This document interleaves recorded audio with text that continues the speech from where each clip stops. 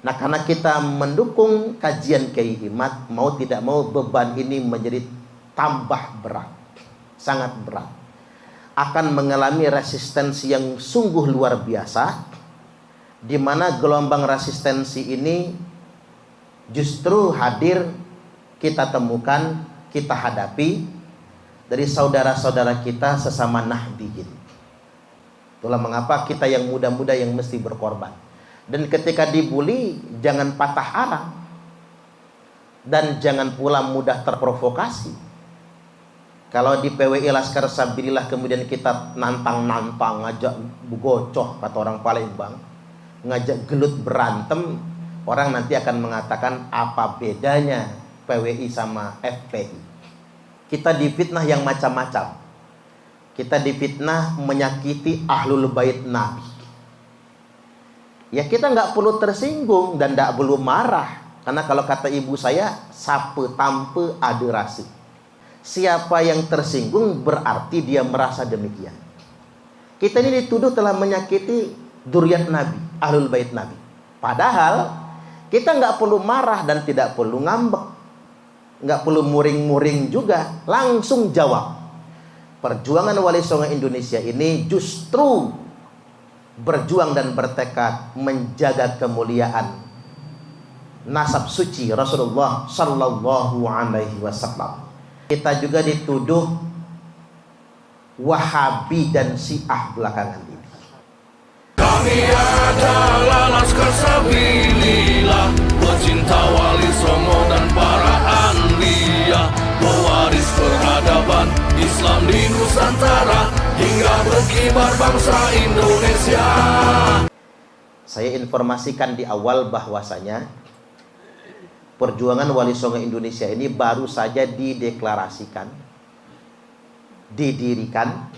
dideklarasikan sekaligus didirikan pada bulan Agustus tahun 2023. Berarti usianya kalau ini Juni baru sekitar 10 bulan. Itu dideklarasikan. Sedangkan di Provinsi Lampung sendiri baru dibentuk di bulan Februari 2024 yang lalu. Jadi secara nasional Organisasi Perjuangan Wali Songo Indonesia PWI dan Laskar Sabilillah atau LS ini usianya belum genap 1 tahun. Ibarat kambing kurban belum boleh dikorbankan, kecuali sudah poel giginya kayak Mbah Jarno ya. Kalau Mbah Jarno tuh poelnya udah kebanyakan malahan ya. Metik Mbah Jarno udah jadi metik hampiran. Organisasi ini didirikan oleh beberapa ulama, diantaranya ketua umum kita yakni Dr. Kiai Haji Muhammad Abbas bin Yaksi, putrane Romo Kiai Haji Fuad Hashim Al-Maghfurlah, atau putune Mbah Yai Abbas Abdul Jamil Buntet Al-Maghfurlah, juga beserta dengan wakil ketua umumnya Kiai Haji Imaduddin Uthman Al-Bantali. Nah, adapun organisasi ini membawa beban yang sungguh luar biasa, dikarenakan kita mengatasnamakan perjuangan Wali Songo Indonesia. Artinya kita mengatasnamakan perjuangan wali-wali Allah. Jadi seandainya kita neko-neko atau hanya mementingkan kepentingan pribadi, maka sudah jelas kita semua bakal kualat. Makanya mengapa kalau di NU banyak orang mementingkan kepentingan pribadi kualat? Karena NU didirikan oleh waliullah. Ini sama dengan PWI ini, mengatasnamakan para wali-wali Allah.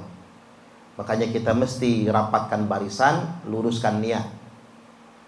Dan memang ada sampai kiai yang bertanya, bagaimana caranya mendirikan PWI Laskar Sabilillah? Ya caranya rembuk, kata saya, musyawarah mufakat, bentuk siapa yang mau. Enggak, maksudnya kata dia cara mendapatkan pendanaan dari pusat. Lo kata saya nggak ada duitnya ini, dari patungan masing-masing gitu. Dikira PWI Laskar Sabilillah ini proyek yang ada sejumlah uang, jadi sama sekali tidak ada.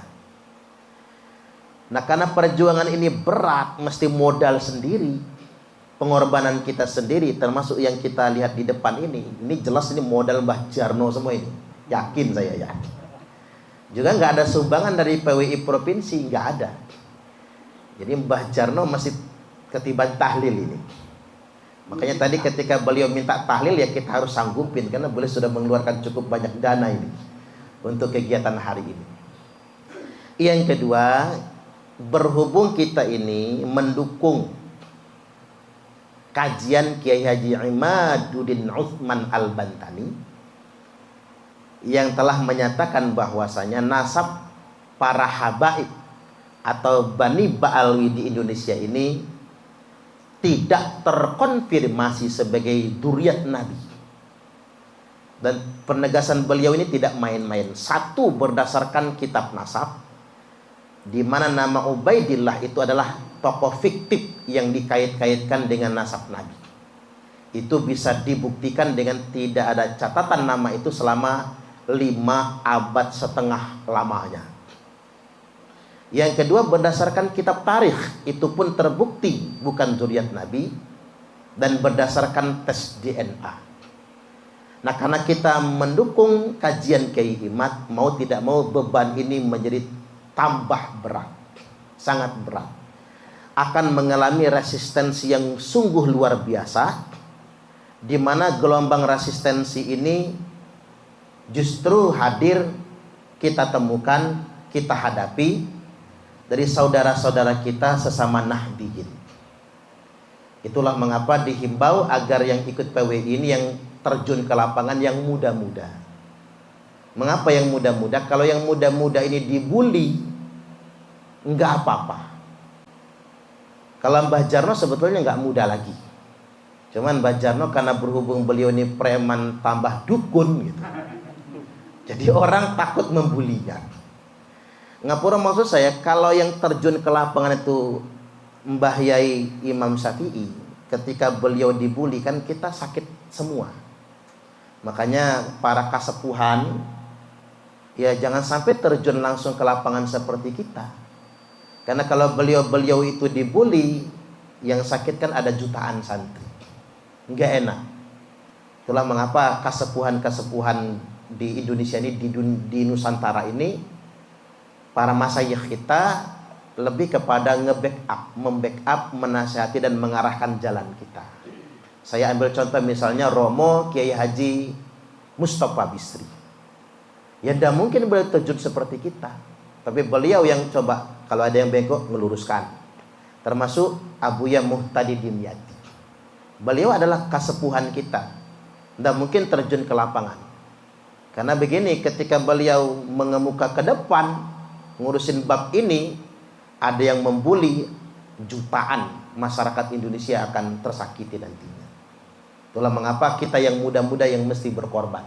Dan ketika dibully, jangan patah arang, dan jangan pula mudah terprovokasi. Kalau di PWI Laskar Sabilillah kemudian kita nantang-nantang, ngajak bugocoh kata orang Palembang, ngajak gelut berantem, orang nanti akan mengatakan apa bedanya PWI sama FPI. Jadi kalau kita mudah terprovokasi, jadi kita ini sabar, konsisten, istiqomah berjuang, dan jangan mudah terprovokasi. Nah, selain itu memang tantangan kita sudah tampak di depan. Tantangan yang sudah jelas adalah muncul fitnah di mana-mana. Kita difitnah yang macam-macam. Kita difitnah menyakiti ahlul bait Nabi. Ya kita nggak perlu tersinggung dan nggak perlu marah, karena kalau kata ibu saya, sape tampe aderasi. Ini bahasa Inggris ini. Bahasa Inggris Kingston. King niku raja, tentu batu raja. Sape tampe aderasi. Siapa yang tersinggung berarti dia merasa demikian. Kita ini dituduh telah menyakiti dzurriyyat Nabi, ahlul bait Nabi. Padahal kita nggak perlu marah dan tidak perlu ngambek, nggak perlu muring-muring juga, langsung jawab. Perjuangan Wali Songo Indonesia ini justru berjuang dan bertekad menjaga kemuliaan nasab suci Rasulullah Sallallahu Alaihi Wasallam dari orang-orang yang ngaku-ngaku anak cucu Nabi. Makanya tadi saya setuju sangat dengan Romo Kiai Haji Imam Syafi'i Kalih Bayai, di dalam darah aneh nih mengalir darah Rasulullah Adam alaihi salam. Nah, kalau itu cocok banget itu. Kita boleh bangga mulai hari ini. Ingat, pengurus PWI seluruh Indonesia, kita sudah dapat kalimat dari Mbah Yai Imam Syafi'i. Silahkan kita nunjuk ke dada kita, dalam darah aneh mengalir darah Rasulullah Adam alaihi salam. Ya, mantap itu. Jadi kembali lagi, kita ini menjaga nasab suci Rasulullah. Jadi jangan sampai ada orang yang ngaku-ngaku dzurriyyat Nabi, ngaku-ngaku ahlul bait Nabi, padahal dia tidak membuktikan. Mulai hari ini bangsa Indonesia harus bertanya, siapapun yang ngaku cucu Nabi Sallallahu Alaihi Wasallam wajib menunjukkan bukti, baik dengan catatan kitab nasab ketersambungannya maupun berdasarkan tes DNA. Kemudian yang berikutnya, kita juga sering dikatakan suudzon. Kita ini menyebarkan suudzon dan provokasi. Apa salahnya sih katanya kita berbaik sangka saja kepada para habaib yang ngaku cucu Nabi? Berbaik sangka itu kepada sesuatu yang normal-normal saja. Tetapi kepada sesuatu yang terindikasi dan terbukti ada penipuan, ada kebohongan di dalamnya, kita tidak boleh berhusnudzon. Kalau mengutip pernyataan Kiai Haji Imaduddin Utsman Al-Bantani, hanya yang berbaik sangka dengan penipu yang masih bisa ditipu, yang berbaik sangka dengan pembohong yang masih bisa dibohongi. Kemudian yang berikutnya, kita juga difitnah, kita juga dituduh, jangan difitnah ya. Kita juga dituduh Wahabi dan Syiah belakangan ini. Kita sebagai anak-anak NU di bawah ini nyesek bener rasanya. Karena yang jauh demikian itu adalah orang tua kita. Ketika kita dituduh, dikatakan Wahabi atau Syiah. Hari ini saya ingin jawab yang sederhana. Muhammadiyah itu adalah jam'iyah yang disusupi oleh Wahabi. Kita semua sepakat, orang NU maupun orang Muhammadiyah sepakat, Muhammadiyah itu bukan Wahabi. NU sepakat itu, dan Muhammadiyah sepakat, Muhammadiyah itu bukan Wahabi. Tapi hampir mustahil Muhammadiyah secara terang-terangan mengkritik Wahabi, karena Muhammadiyah sudah banyak disusupi oleh orang Wahabi itu sendiri. Sama, NU itu hampir mustahil mengkritik Habib, karena NU itu di semua lini sudah disusupi oleh Habib itu sendiri. Jadi sulit sekali. Sebagaimana sulitnya Muhammadiyah mengkritik Wahabi, maka begitupun sulitnya NU juga mengkritik. Kalau kata Kiai Sarif Rahmat itu one Habib katanya. Kalau Muhammadiyah disusupi Wahabi, kalau NU disusupi one Habib. Jadi sama sulitnya. Nah, kita dihadapkan dengan resiko itu, tuduhan itu, maka saya pikir yang masuk PWI ini, Laskar Sabilillah, adalah orang-orang yang siap berkorban.